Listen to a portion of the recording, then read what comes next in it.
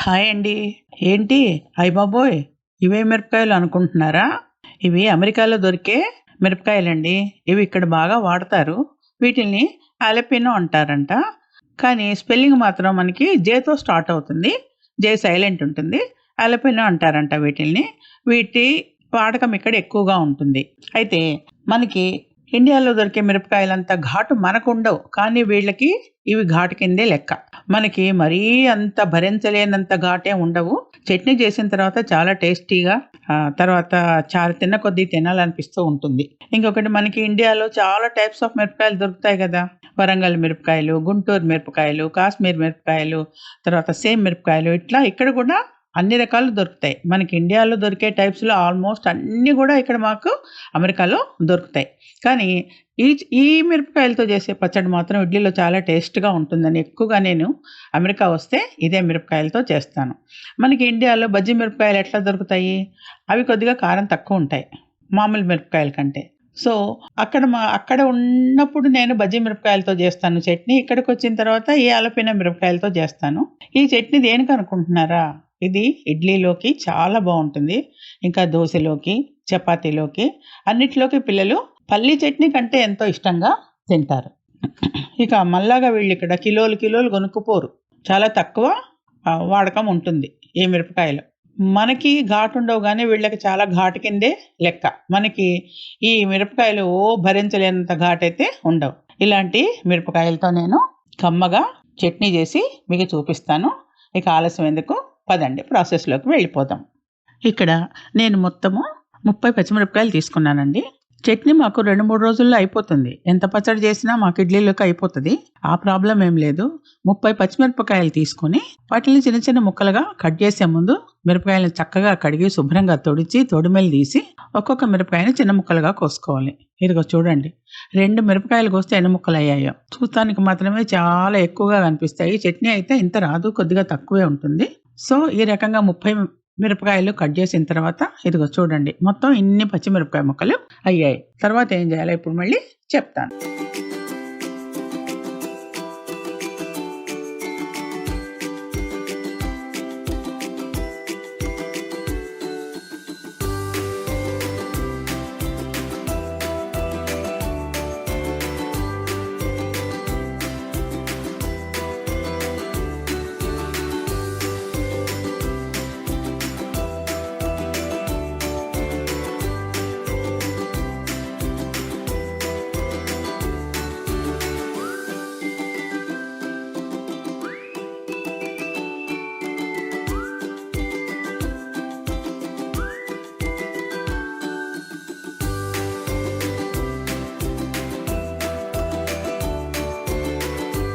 ఈ మిరపకాయ చట్నీకి కావలసిన పదార్థాలంటూ పెద్దగా ఏముండవండి. ఈ మిరపకాయ ముక్కలకి కొద్దిగా చింతపండు తీసుకోండి. ఒక 2, 3 రెమ్మలు చింతపండు తీసుకోండి. 1 స్పూను జీలకర్ర తీసుకోండి. పావు చెంచా ఇంగువ. ఇంగువ తోటి చట్నీ చాలా టేస్ట్ ఉంటుంది. వెల్లిపాయలైతే నేను వాడను. ఈ చట్నీకి వెల్లిపాయలు ఎట్టి పరిస్థితుల్లో బాగోవు. నెక్స్ట్ రుచికి సరిపడా ఉప్పు, ఒక 1½ స్పూన్ ఆయిల్. చివరిలో నేను దించే ముందు కొత్తిమీర చల్లుతాను. ఎందుకంటే నాకు కొత్తిమీర టేస్ట్ చాలా ఇష్టం. మీకు కావాలంటే కొత్తిమీర వేసుకోండి, లేకపోతే వదిలేయండి. ఇదే మిరపకాయలు మనకి ఇండియాలో బజ్జీ మిరపకాయలు దొరుకుతాయి కదా, అవి కారం తక్కువగా ఉంటాయి. మనకు ఇండియాలో దొరికే బజ్జీ మిరపకాయలతో మీరు చట్నీ చేసుకోండి. నేను ఇండియాలో అయితే బజ్జీ మిరపకాయలతో చేస్తాను. ఇక్కడైతే ఆలపినో మిరపకాయలతో చేస్తున్నా. టేస్ట్ మాత్రం అక్కడైనా బాగుంటుంది, ఇక్కడైనా బాగుంటుంది. మీరు కూడా ఒకసారి ట్రై చేసుకొని చట్నీ ఎట్లా ఉన్నది నాకు కామెంట్ ద్వారా తప్పకుండా తెలియచేయండి. ఇక ప్రాసెస్ చూపిస్తాను చూడండి. బాండీలో ఆయిల్ వేసే ముందు స్టవ్ వెలిగించి బాండీలో ఆయిల్ వేసి అంతే, 1½ స్పూన్ కంటే ఎక్కువ పట్టదు. చూస్తున్నారు కదా.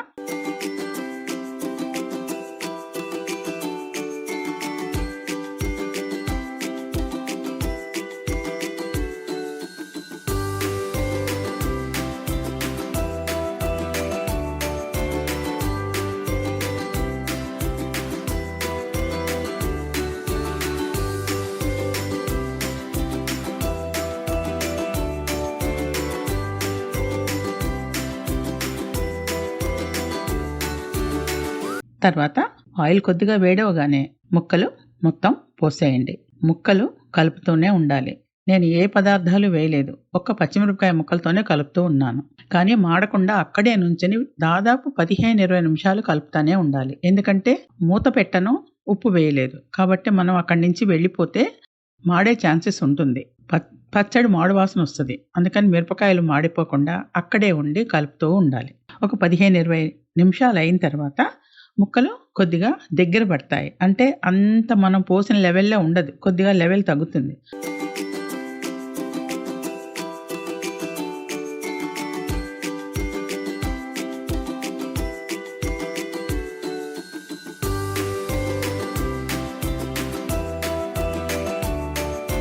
అప్పుడు ఆ పచ్చిమిరపకాయ ముక్కల్లో నేను చూపించినట్టుగా ఒక చిన్న గుంటలాగా చేసి దాంట్లో మొదటగా జీలకర్ర, తర్వాత చింతపండు, ఇంగువ, అవి 3 కలిపాక చివరిలో సాల్ట్ వేయాలి. ఇక చింతపండు చూసుకోండి, నేను కొంచెం మిగిల్చాను.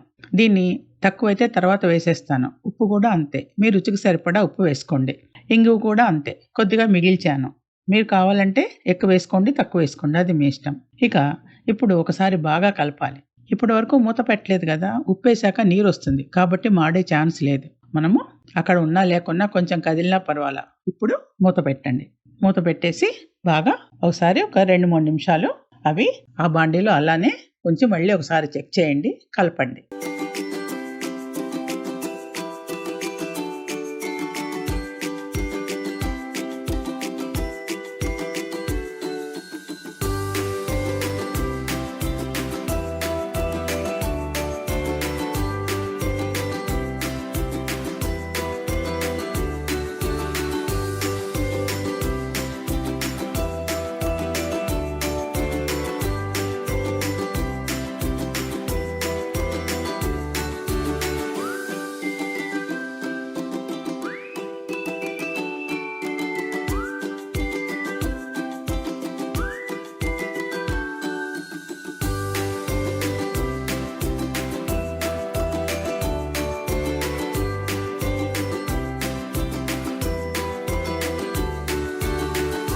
చూసారా, మూత పెట్టి కొంచెం సేపు అయిన తర్వాత మళ్ళీ మూత తీసి చూడండి. చూసారా, కలర్ మారిపోయింది. అంటే ఇక వేగాల్సిన అవసరం కానీ ఉడకాల్సిన అవసరం కానీ లేదు. పూర్తిగా మిరపకాయలు మనకి కావాల్సిన కలర్కి వచ్చేసాయి. ఇప్పుడు నాకు కొత్తిమీర అంటే ఇష్టం అని చెప్పాను కదా, కొత్తిమీర కట్ చేసి వేస్తున్నాను. అది వేసాక మరొకసారి కలిపి ఒక 250 నుంచి 350 ml వాటర్ వేసి ఆ బాండీని పక్కకు పెట్టి స్టవ్ ఆఫ్ చేసేయండి. ఇక ఈ పచ్చిమిరపకాయలు చల్లారాలి. అప్పటి వరకు మనం వెయిట్ చేయాల్సిందే.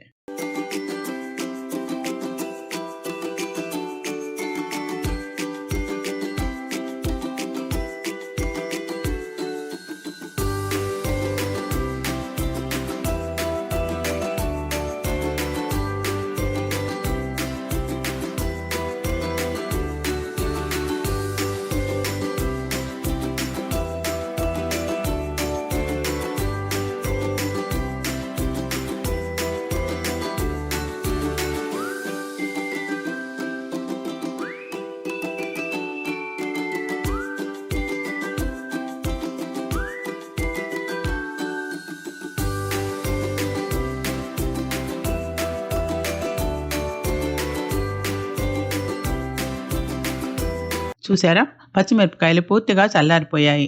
ఈ మిశ్రమాన్ని ఒక పెద్ద మిక్సీ జార్లో వేసి మెత్తగా గ్రైండ్ చేసి ఒక బౌల్లోకి